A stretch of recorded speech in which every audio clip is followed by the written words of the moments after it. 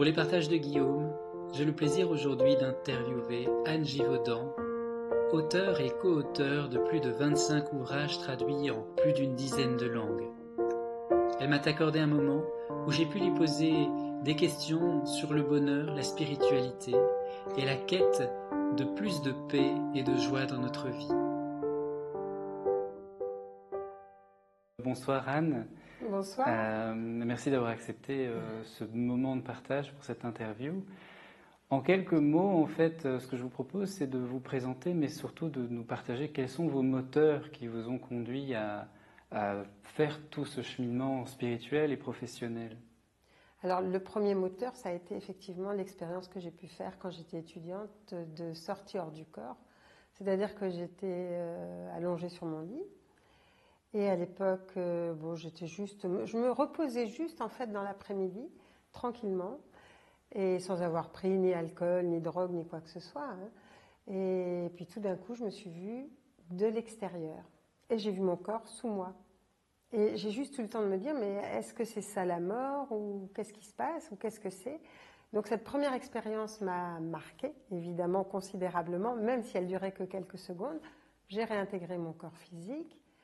Et cette nouvelle aventure a commencé pour moi, disons comme une nouvelle vie en fait. J'ai rencontré Daniel Meroy à l'époque, qui lui avait fait cette expérience avant moi. Et ensuite, moi, après il a pu me montrer d'autres choses aussi, parce que lui avait fait, parce qu'il avait quelques mois d'avance. Et à ce moment-là, ça m'a permis de rencontrer, disons d'abord, pendant 7 ans, de faire des voyages astraux ou des sorties hors du corps sur la planète Terre. Et c'était fascinant dans la mesure où dans notre dimension, on est dans un monde à 3 dimensions, longueur, largeur, profondeur, je découvrais 2 autres dimensions fabuleuses qui étaient l'espace et le temps. Je n'étais plus dans un corps physique, je pouvais voyager à la vitesse de la pensée, de la lumière, je pouvais me rendre où je voulais, quand je voulais. Et j'ai fait des expériences amusantes. Par exemple, je me souviens qu'à l'époque, il venait de sortir Les Dents de la Mer aux États-Unis. Et donc, du coup, ce qui s'est passé, c'est que je me suis dit, tiens, je vais me rendre là-bas, puisqu'avec le décalage horaire, c'était bien. Moi, je pouvais faire ça tranquillement la nuit et me rendre sur place. Et puis, dans un cinéma, je me retrouve devant le film. Je vois le film qui était assez marquant à l'époque, pour l'époque en tout cas.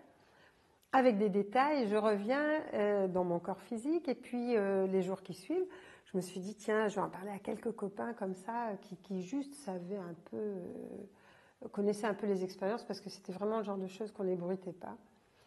Par peur plutôt de se faire passer pour des gens complètement farfelus. Mais on avait des amis proches quand même, et ceux-là, on a pu leur raconter des détails. Et quand le film est sorti en France, c'était drôle parce que les détails étaient là, quoi. Donc c'était marquant pour moi déjà, parce que ça me prouvait que je ne rêvais pas. Mais de toute façon, on ne rêve pas, parce que quand on est dans cet état-là, déjà, les sens sont décuplés. Au lieu d'être comme dans un rêve, c'est exactement le contraire. On a une vue à 180 degrés, on entend des bruits qui sont très lointains, on voit toutes les particules de la matière qui vibrent, qui pétillent, qui sont vivantes, quoi. N'importe quel objet, on s'aperçoit que n'importe quel objet, aussi dense soit-il, même le plastique, a une vie intense en définitive. Donc tout prend des couleurs, une vibration, on peut dire, ou une vie en tout cas, qui est fantastique, même si, tout en étant encore complètement physique.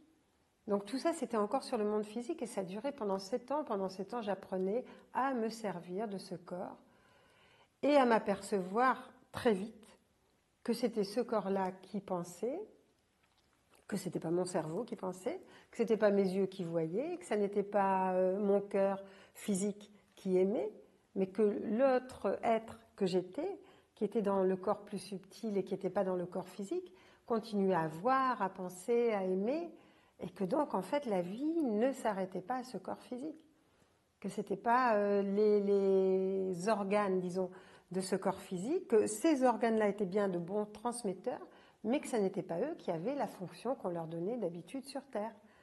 Et à ce moment-là, c'était à nouveau une liberté fantastique qui fait qu'on voit les choses complètement différemment après.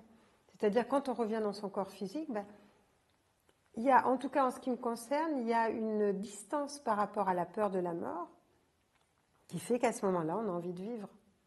Et c'est un des facteurs qui m'a permis de relativiser beaucoup de petites choses, quoi, de tracasseries. On a beaucoup plus de distance par rapport à des événements de la vie qui, pour certaines personnes, pourraient paraître dramatiques. Mais quand on a vécu cette expérience-là et quand on continue à la vivre, c'est plus du tout la même chose. C'est complètement différent. Et il s'est avéré aussi qu'à un moment donné, donc, c'est là où je me suis aperçue au bout d'un certain nombre d'années que si je changeais mes pensées, à ce moment-là, il se passait autre chose. Et au début, je ne comprenais pas forcément de quoi il s'agissait, mais j'ai fait une expérience, par exemple, dans le bas astral parce que j'étais triste, je n'avais pas envie de regagner mon corps physique. Je me disais, mais enfin, je vais regagner quelque chose de coincé, dans lequel je vais être comme dans une prison. Je n'ai pas forcément envie de regagner ce corps physique. Et cette tristesse, donc, qui me prenait, cette espèce de nostalgie de me dire, non, j'ai envie de rester sur ces plans-là, a fait qu'à un moment donné, j'ai senti que je passais sur un plan qui était beaucoup plus sombre. Et à ce moment-là, se sont matérialisées mes pensées. Et je dis vraiment matérialisées parce que je l'ai vécu comme ça. C'est que je me suis aperçue que toute cette tristesse entraînait créait des formes ou disons attirait des formes qui étaient tristes, qui étaient laides, qui étaient vraiment d'un niveau, d'un bas niveau, quoi, vibratoirement. Et je me suis dit, mais en fait, les gens, quand ils ont par exemple des crises d'éthylisme ou quand ils ont un délirium, ils doivent voir des choses terribles parce qu'ils ne sont pas dans un état où effectivement ils peuvent contrôler quoi que ce soit. Et leur tristesse, leurs émotions non gérées va faire qu'ils vont se retrouver dans des mondes absolument épouvantables. Et donc c'est à ce moment-là aussi que je me suis aperçue que quand j'avais des pensées joyeuses, belles, etc., enfin tout ce qu'on peut trouver de beau, de plus beau, à ce moment-là, ça me permettait d'accéder à des mondes qui n'étaient plus du monde physique. Donc 7 ans après, donc après avoir bien expérimenté ce qu'était le voyage astral, mais au niveau terrestre, ça m'a permis de passer sur un plan qu'on pourrait appeler les mondes d'après-vie, les mondes d'avant-vie, enfin en tout cas d'autres plans d'existence. Et ça, c'était aussi fantastique parce que c'est là que j'ai pu rencontrer donc l'être qui nous a guidés et qui nous guide jusqu'alors, enfin qui me guide en tout cas jusqu'alors, et qui nous a dit, à ce moment-là, il a dit oui, effectivement, c'est moi qui ai aidé à la première sortie du corps, au premier voyage astral. Vous avez pris un engagement autrefois de raconter ce que vous viviez, est-ce que vous êtes toujours d'accord? On était étudiants. Et c'est vrai que on n'a pas mesuré du tout les conséquences que ça pouvait avoir. Ce qui fait que l'être nous a dit mais réfléchissez. Pour nous réfléchir, ça voulait rien dire parce qu'on savait pas ce qui nous attendait. Donc on savait pas non plus ce qu'on allait raconter. Donc en fait on a continué. On a attendu quelques mois et puis au bout de quelques mois on a dit oui.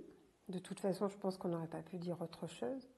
Et à partir de ce moment-là, donc, il nous a aidés, il nous a guidés sur différents plans, dans ces plans subtils, justement, qu'on appelle les plans de l'après-vie, dont on ne parlait pas à l'époque, en dehors des écoles initiatiques, dont on ne faisait pas partie. Ce qui fait que, je veux dire, personne n'en parlait, on ne savait même pas un voyage astral ce que c'était. Et donc, à ce moment-là, on a commencé à vivre ces expériences, à être sur ces plans-là et à raconter petit à petit, juste comme des reporters, ce qu'on était en train de vivre.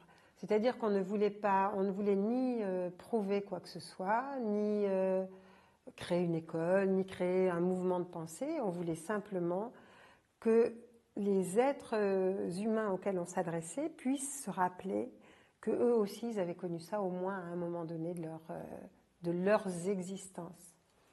Parce que c'est à ce moment-là qu'est devenu évident le fait qu'on n'avait pas qu'une seule vie, que le corps physique, ça c'était dès le départ, était un instrument, un vêtement, mais que ça n'était pas le seul, que c'était pas lui qui avait la vie, qu'il y avait d'autres plans d'existence et qu'il y avait aussi d'autres vies. Et à ce moment-là, on a commencé, alors qu'on était de famille chrétienne, ouverte, mais catholique, je veux dire, donc comme souvent dans l'Occident. À ce moment-là, on a compris ce que ça pouvait être, effectivement, les vies antérieures, ou se promener dans d'autres vies, ramener des histoires de vie, ce qui maintenant est courant. Mais à l'époque, quand on a commencé à en parler, personne n'en parlait. Donc on était là, on se disait, bon, comment on va être accueillis, quoi. Et la première surprise, la première conférence qu'on a faite, c'était en Belgique. C'était un couple qui était, je pense, médium, ou qui faisait en tout cas venir des gens pour des conférences, qui nous a demandé de faire notre première conférence. Et quand on a eu fini d'expliquer ce qu'on avait vécu, on a vu venir vers nous des gens qui ont dit, mais écoutez, on vous remercie parce que on n'aurait jamais osé en parler. On a vécu des choses identiques à l'hôpital ou quand on a fait des NDE, enfin ce qu'on n'appelait pas des NDE à l'époque. Mais il dit, on a vécu ça et nous, on n'aurait jamais pu en parler. On est content d'entendre que d'autres personnes puissent en parler parce qu'on avait trop peur d'être pris pour des fous et de ne pas être cru, d'être isolé, enfin bon, d'avoir ce problème-là. Alors ça a été notre première conférence et c'est vrai que bon, on ne peut pas dire que ça a été une partie de plaisir au départ parce que c'était un peu angoissant de pouvoir raconter des choses que personne ne racontait. Et petit à petit, alors après on avait des écoles initiatiques qui étaient très favorables, d'autres qui nous écrivaient en disant mais comment vous dévoilez des secrets, des mystères qui n'ont pas lieu d'être. Enfin bon, donc on a eu un peu de tout. Et on a eu la chance d'avoir 2 grandes émissions de télévision et de radio, une avec Chancel, une avec Bouvard, et qui tous les deux, Chancel nous a fait venir parce que sa femme avait notre premier livre comme livre de chevet. Bouvard nous a fait venir parce qu'il nous a dit mais moi je m'intéresse à ça parce que j'ai une fille qui n'est pas normale et ça m'intéresse et je suis ouvert à tout ça alors qu'on était à milieu de penser ça. Et ce sont 2 émissions qui nous ont vraiment lancés parce que le public à ce moment-là a commencé à s'intéresser aux ouvrages. Et pour nous, c'était important parce que c'est comme si on réveillait en eux ce qu'ils connaissaient déjà, mais qui était endormi. Donc c'était juste comme de réveiller quelque chose. Et ça, c'était un cadeau, disons, on s'est dit, bon, c'est que c'est juste. Ok. Et réveiller des choses en eux, j'entends. Est-ce que ça peut être une définition du bonheur ou est-ce que ça peut aller dans ce sens-là? Finalement, ça serait quoi la définition du bonheur pour vous? Alors le bonheur, justement, c'est vraiment pas quelque chose d'extérieur. On a l'impression que quand on va avoir telle chose, on va être heureux. Ou quand on aura tel compagnon, telle compagne, ou quand on aura changé de situation, on va être heureux. Et c'est là où je me suis aperçue que, de par les sorties hors du corps, les voyages astraux, tout au début, dans les premières expériences sur d'autres plans de conscience, à un moment donné, je suis arrivée à un endroit qui était comme un sas. Et il y a un être, j'entendais juste sa voix, qui me disait « Mais maintenant, qu'est-ce que tu as été ?» Et moi, j'étais étudiante, je me disais « Qu'est-ce que j'ai fait ?» J'ai dit « J'ai peut-être j'ai eu des examens, j'ai appris des langues, j'ai fait… » Non, il me dit « Qu'est-ce que tu as été, pas qu'est-ce que tu as fait ?» Et là, j'ai compris qu'au moment où effectivement on quittait son corps physique, ce qui nous était demandé, ce n'était pas l'accumulation des événements, ce n'était pas l'accumulation des choses, ce n'était pas ça qui rendait heureux non plus d'ailleurs, mais que c'était vraiment, est-ce que intérieurement, comment on a été intérieurement? Est-ce qu'on a été capable quel a été le sourire qu'on a pu donner? Quelle a été l'attitude qu'on a pu avoir, quelles que soient les circonstances extérieures, qui n'ont rien à voir en fait avec le bonheur. Alors, définir le bonheur, je le définirais d'abord par la négative, dans la mesure où je me dis quels sont les obstacles au bonheur. Par exemple, il y a un séminaire qu'on fait sur naissance et renaissance, donc où on aborde le problème de l'après-vie et du moment du passage aussi. Et ce qu'on a pu remarquer, c'est qu'en fait, les personnes qui n'arrivaient pas à partir parce qu'elles étaient justement retenues, c'était pour des facteurs qui empêchent d'être heureux, c'est le désir, par exemple. Je désire ce que je n'ai pas. où je désire faire des choses que je n'ai pas. Alors, il y a un désir qui est un moteur, mais il y a un désir qui est complètement annihilant et qui empêche d'être heureux. Un autre facteur qui empêche d'être heureux, par exemple, c'est l'attachement. On peut aimer les gens, être attaché à eux, le fait de, par exemple, de vouloir gérer ou de vouloir être responsable des personnes qui nous entourent ou de ne pas pouvoir nous passer des personnes qui nous entourent, c'est un facteur disons, de tristesse, je ne dirais pas de malheur, mais ça va être un facteur qui va nous empêcher effectivement d'être heureux. On ne peut pas être heureux si l'attachement, que ce soit d'ailleurs attachement à un meuble, attachement à une personne, attachement à une attitude. Il y a des gens qui peuvent mourir pour des idées. Il y a des gens qui peuvent se battre pour avoir quelque chose qu'ils veulent vraiment. Mais en même temps, tant que c'est de l'attachement et pas vraiment de l'amour véritable, eh bien à ce moment-là, de toute façon, ils vont pouvoir le faire sans arrêt. Ça sera un puits sans fond. C'est-à-dire on peut toujours avoir des attachements sans que jamais ça puisse remplir ce qui fait qu'on est heureux. Et en même temps, il y a la culpabilité aussi qui empêche d'être heureux. La culpabilité, déjà, on peut dire que déjà dans notre monde chrétien, on est tous nés coupables au départ. On est tous nés pécheurs. Donc déjà, c'est une culpabilité de départ. Et cette culpabilité, on pourrait dire qu'on la retransmet en fait. On continue à la vivre tout le temps dans tous les actes de notre vie. Parce qu'on a l'impression d'être coupable de ne pas avoir fait, coupable d'avoir trop fait, coupable d'avoir mal fait. Et toutes ces culpabilités, c'est en fait, si on réfléchit bien, c'est quand même une question d'ego et d'orgueil. Qui peut prétendre avoir assez de pouvoir pour rendre quelqu'un heureux? Qui peut prétendre avoir assez de pouvoir pour rendre quelqu'un malheureux si, quelque part, cette personne n'a pas donné son accord? Est-ce qu'on peut penser qu'on est capable de changer la vie d'une personne sans qu'elle ait donné son accord? Et je trouve que c'est une question que chacun devrait se poser quand il se sent coupable, parce que c'est se donner vraiment beaucoup plus de pouvoir qu'on en a réellement. On n'est pas capable, je veux dire, d'apporter le bonheur ou le malheur, c'est autre chose. Je veux dire, on peut apporter davantage de confort, on peut apporter des avantages, on peut apporter du plaisir, mais le bonheur, ça n'a rien à voir. Le bonheur, c'est réellement intérieur.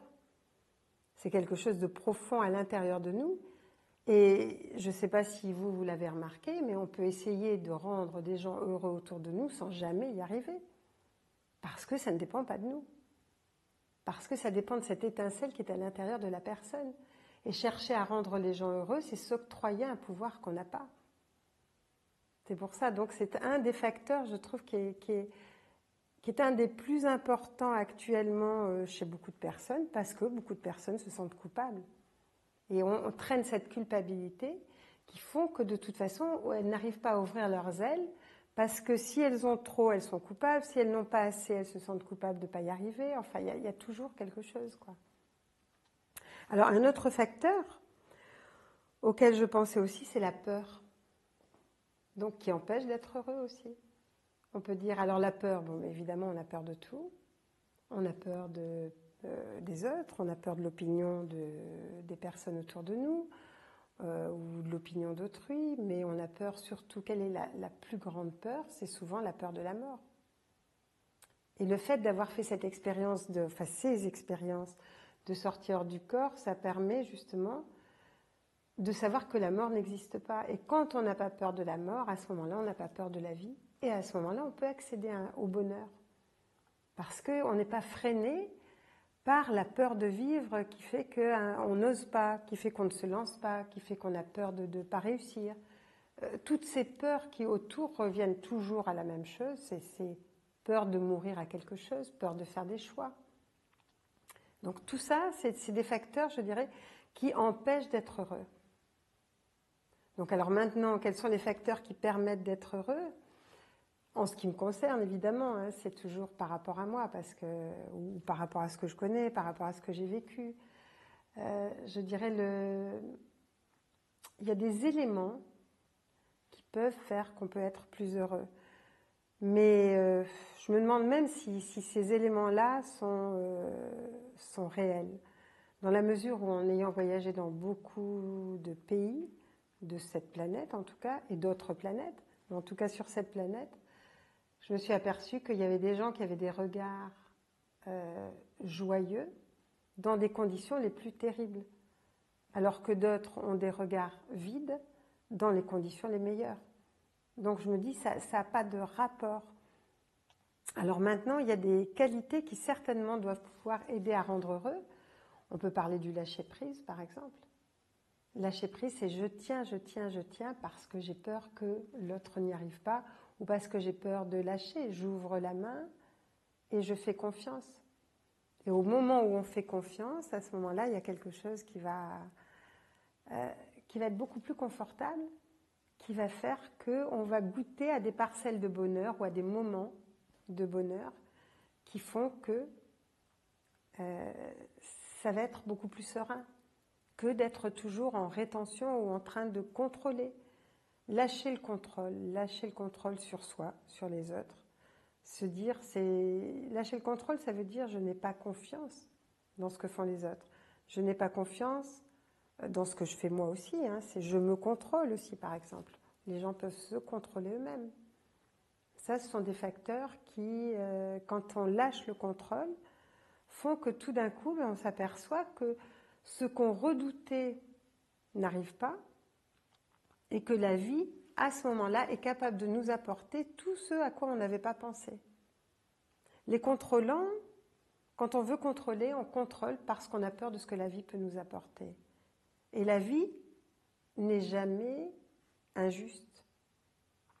C'est-à-dire, je ne dis pas qu'elle soit bonne ou qu'elle soit mauvaise, je ne dis pas qu'elle soit belle ou laide, c'est autre chose, ce n'est pas ce type de jugement, mais la vie nous apporte exactement ce dont notre âme a besoin. Ce n'est pas toujours confortable, ce n'est pas toujours agréable, ce n'est pas forcément sympathique, mais en tout cas c'est vraiment ce dont on a besoin. Et à partir du moment où on fait complètement confiance à notre âme, mais je dis complètement parce que s'il y a un petit bout qui ne fait pas confiance, ça ne va pas faire la même chose. Mais si on fait complètement confiance à ce que notre âme nous apporte, à ce moment-là, on va être dans une sérénité intérieure qui peut toucher au bonheur. Parce qu'on sait que ce qu'elle nous apporte, c'est juste. Je veux dire, la vie, c'est ça, est juste dans la mesure où elle va nous apporter les éléments dont on a besoin pour grandir et les éléments qu'on a souhaités aussi, que notre âme a souhaité avant de s'incarner. Alors, il y a des passages très désagréables où on se dit, effectivement, mais comment j'ai pu me mettre dans une galère pareille ?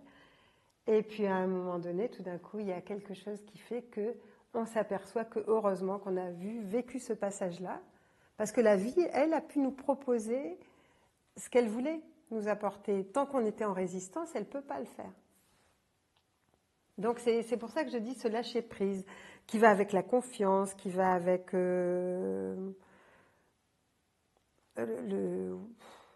le pardon, mais enfin qui va avec la confiance en tout cas. Ça nous permet justement de vivre autre chose. Parce que la vie nous apporte des initiations. Et tant qu'on est sous contrôle ou tant qu'on contrôle, elle ne peut pas le faire. Donc elle attend. Et plus on résiste, plus on souffre. Et là, effectivement, c'est le contraire du bonheur. Donc, c'est tous ces éléments qui font que, comment être heureux, je crois que c'est beaucoup de choses mises les unes à côté des autres qui font qu'à un moment donné, il va y avoir une détente intérieure qui va permettre, que la vie fasse ce qu'elle a à faire. Et qu'à ce moment-là, elle pourra le faire. Et d'ailleurs, je ne sais pas si vous avez dû le remarquer, quand on est trop fatigué pour contrôler, c'est à ce moment-là que tout d'un coup, les choses qu'on voulait avoir ou qu'on espérait vont se mettre en place toutes seules. Puis on se dit, alors j'ai même pas besoin d'agir. Ça vient tout seul. Alors que tant qu'on contrôlait, mais c'était dur, on n'y arrivait pas, on se cognait contre un mur, enfin c'était compliqué quoi. Et au moment où on ne peut plus, où la résistance lâche, où notre mental et notre ego, notre mental inférieur et notre ego lâchent, à ce moment-là, les choses se mettent en place toutes seules et puis c'est confortable et agréable et facile en plus. Et Anne, alors on parlait de cette étincelle. En quoi la spiritualité justement peut permettre à cette étincelle de bonheur de germer et de prendre pleinement place dans le quotidien d'une personne? Comment est-ce que la spiritualité... Alors la spiritualité, ça dépend ce qu'on appelle spiritualité. Pour moi, c'est partout. Donc je ne peux pas dire, bon, il y a des choses spirituelles, des choses qui ne le sont pas. Tout est spirituel. Tout fait partie de la vie, tout fait partie de l'un, tout a une vie. De la même façon que le son est partout, la vie est partout, la spiritualité est partout. Tout est imprégné de spiritualité. On peut dire à la limite qu'on cherche toujours le jardin de l'Éden, mais qu'il est là. On est au milieu, on est en train de se promener dans ce jardin. Le seul problème, c'est qu'on est comme des aveugles et qu'on n'a pas ouvert les yeux. Mais tout est là, donc il n'y a pas d'un côté la spiritualité, de l'autre les choses qui ne le sont pas. Et quelquefois, les choses les plus matérielles, les plus concrètes, les expériences les plus pesantes, ou oui, matérielles en fait, vont amener à ouvrir des portes à l'intérieur de soi qu'on pourrait appeler la spiritualité. Donc pour moi, c'est pas quelque chose à part, c'est partout. Ok. Et est-ce qu'il y a quelque chose que vous aimeriez partager aux gens qui pourraient regarder cette vidéo, aux jeunes aussi qui pourraient regarder cette vidéo? Eh bien que actuellement le monde est dans une transition absolument extraordinaire, qu'il y a des pionniers qui sont arrivés sur Terre, d'autres qui deviennent des pionniers aussi, et qu'on est là tous pour créer un nouveau monde, et pour que l'ancien monde puisse mourir en fait. Donc c'est la fin d'un monde, c'est le début d'un nouveau monde. Donc effectivement être pionnier comme d'habitude, ça n'est pas confortable non plus, mais c'est quand même complètement exaltant. C'est comme quand on va dans une forêt vierge et puis qu'on se dit mais qu'est-ce que je vais découvrir? On ne peut pas dire qu'il n'y a pas de risques, il y a forcément des risques, mais en même temps c'est des risques qui valent le coup d'être pris. Et se désencombrer du passé, se désencombrer des idées reçues, se désencombrer de ce dont on n'a pas besoin, c'est une des lois qui peut nous permettre de rentrer plus facilement dans cette autre dimension qui nous attend. Dans cette dimension qui ressemble à ce que j'ai connu ou ce que je connais lors des sorties hors du corps, par exemple. Et qui va devenir une dimension commune, qui va devenir la dimension de ce qui est en train de venir. Et ce que j'ai aimé dans les paroles des êtres avec lesquels je travaille, des êtres des mondes subtils, c'est quand ils m'ont dit, mais de toute façon, il y a autant de différences entre maintenant et la préhistoire qu'entre maintenant et le monde qui vient. Ce qui veut dire qu'on ne sait même pas ce qui nous attend, mais qu'en tout cas, ça sera fabuleux. Donc, on y va. Merci Anne. Merci. Et belle continuation, belle soirée. Merci. Merci.